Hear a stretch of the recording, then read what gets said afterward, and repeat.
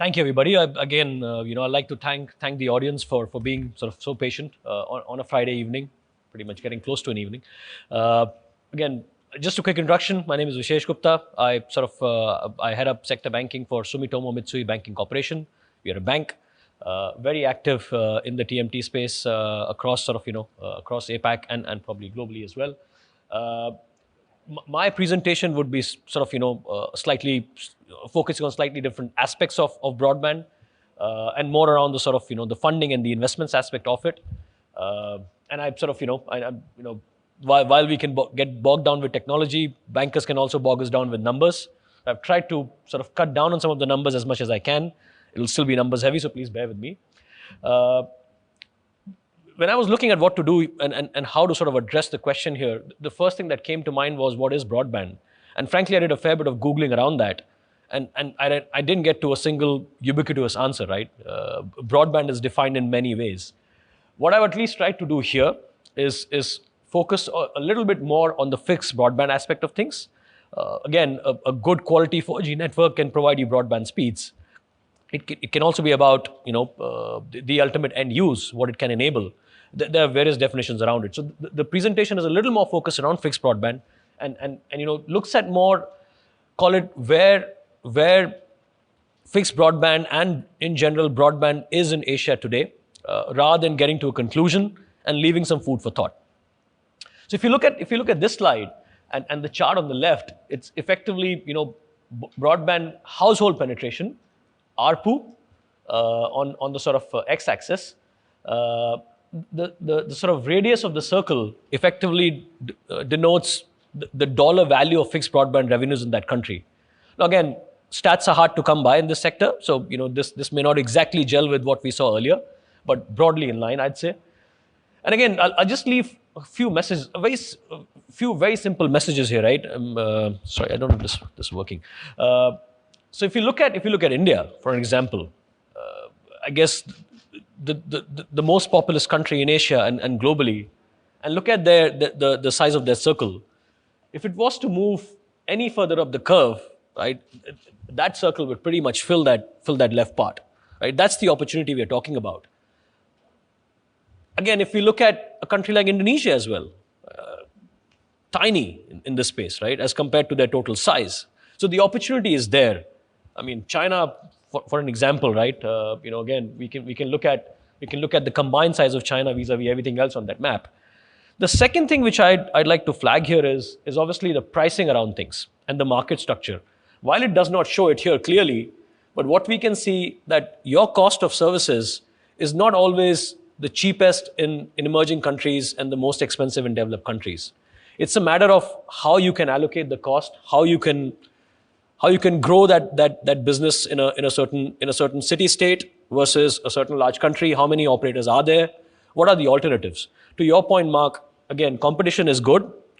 There are some reflections here of lack of competition, but that competition does not necessarily need to be in infrastructure. It can be in service. It can be in sort of last mile delivery. So the opportunity is clearly there, and China to me is a stark example of what's out there for a lot of other nations. Again, I can't go there, but even sort of city states are pretty much similar sort of revenue size as compared to most of the large economies in Asia. Just a couple of things on the right.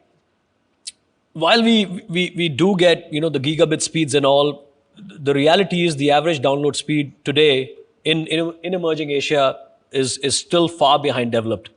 The use cases are actually not that far behind, right? Use cases are pretty similar now, especially post-COVID. What is also more interesting is, again, if you see the chart on the bottom, this is the FTTX share of fixed broadband. Now, average for emerging Asia versus developed Asia is not too far off, but at least what I understand, the more recent build-outs and the more recent investments, APAC actually has a higher FTTX share because these are newer investments. The developed world obviously has some legacy assets as well. So again, certain countries obviously lag a lot, and we again spoke at length about sort of about where this can be rolled out and where it may not be very economically efficient. But that said, it's not too far out, and I think it's largely contributed by the fact that the use cases the densities of population in sort of key cities in emerging Asia are not too dissimilar from developed markets.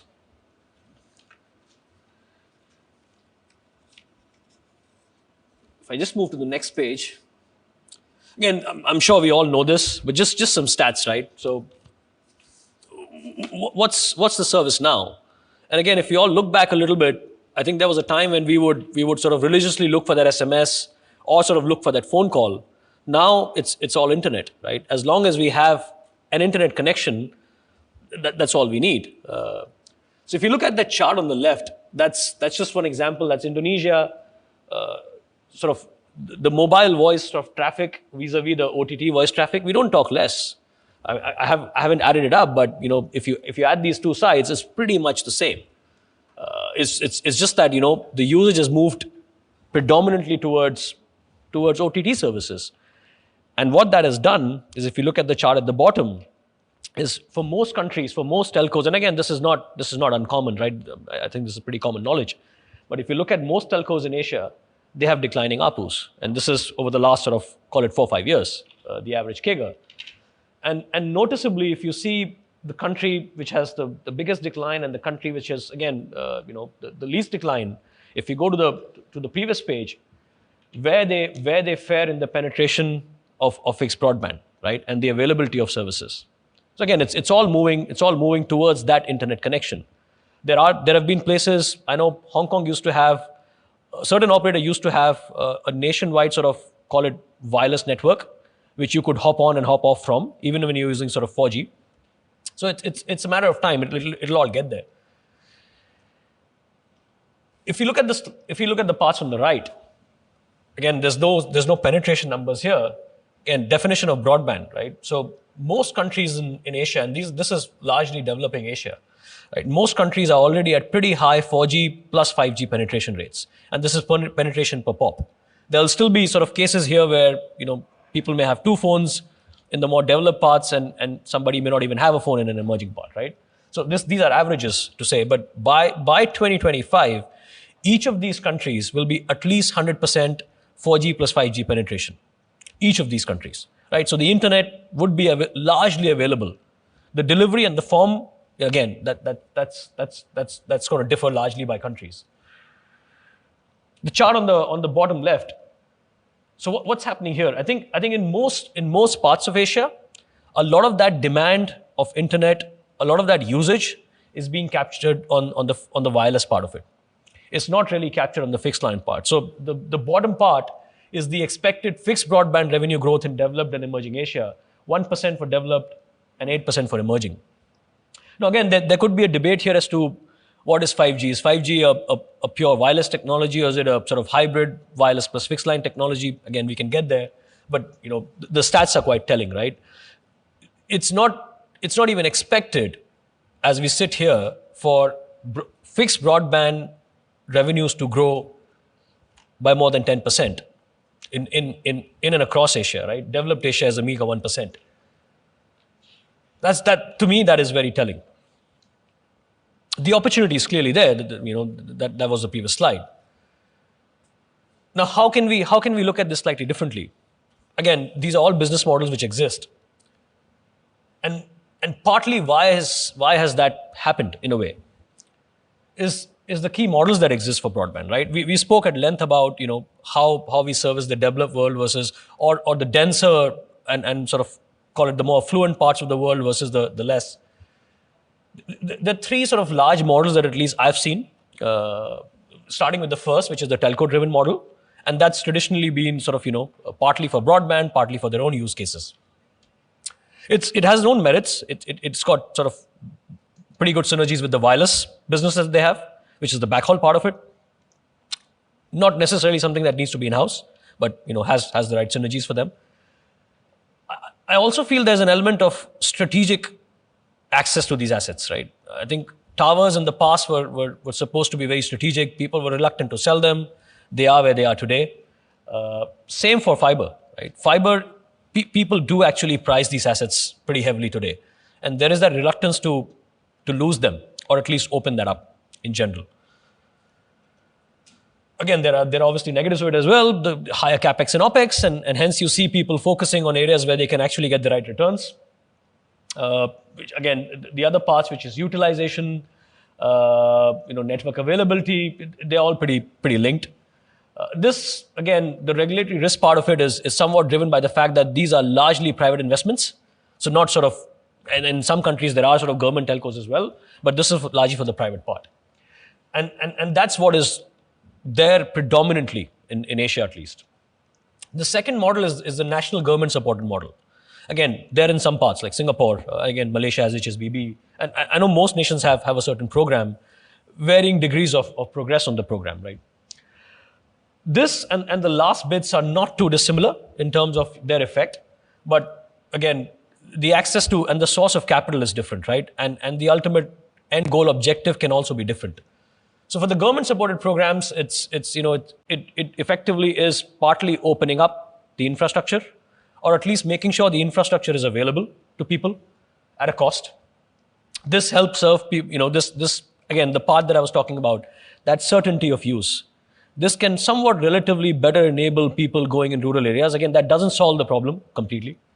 What this also comes with is the fact that there are low barriers to entry, right? So if I'm running a large fixed broadband business, I wouldn't want that to happen, because then people can come in and they can just lease these lines and start offering these services. With government involved, there's obviously sort of lesser regulatory risk. The last bit is what I'll link to the next page.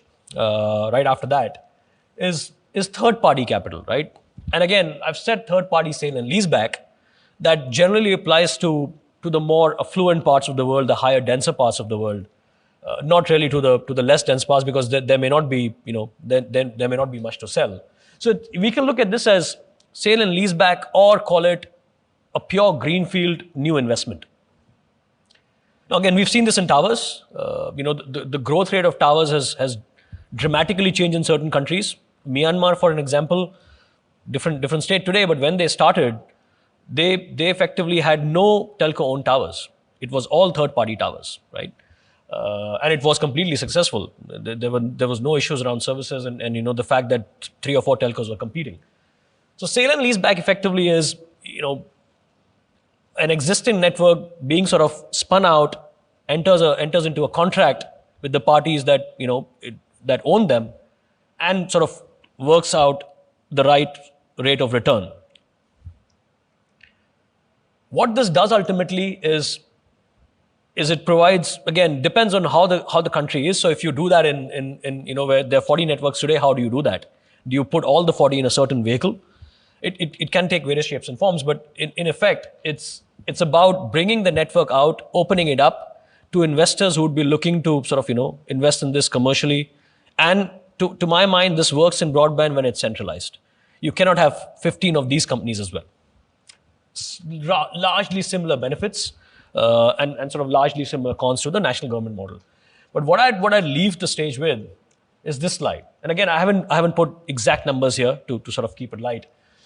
But if you look at where equity investors value some of these businesses, so this is EV to EBITDA multiple for integrated telcos, and that's pretty much. I mean, I have the numbers here.